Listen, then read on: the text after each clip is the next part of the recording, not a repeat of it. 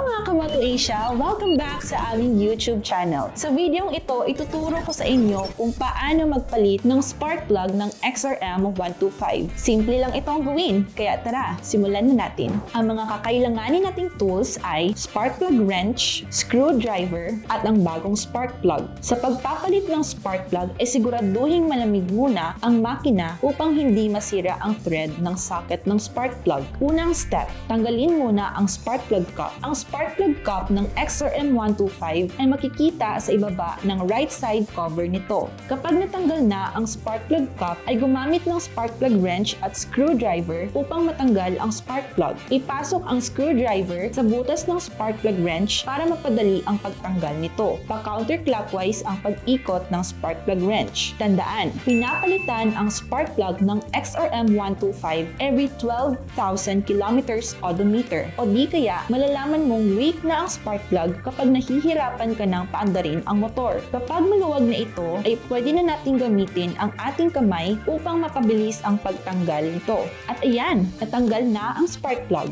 Next is, ikabit na natin ang bagong spark plug. Ikabit muna ang spark plug gamit ang kamay para matansyan natin ang higpit nito. Kapag sumikip na, ay pwede na natin gamitin muli ang spark plug wrench. Konting ingat lang sa paghigpit at baka masira ang thread nito. Next is, ikabit muli ang spark plug cap. Ayan! At natapos na natin ikabit ang bagong spark plug, pwede na nating paandarin ang motor.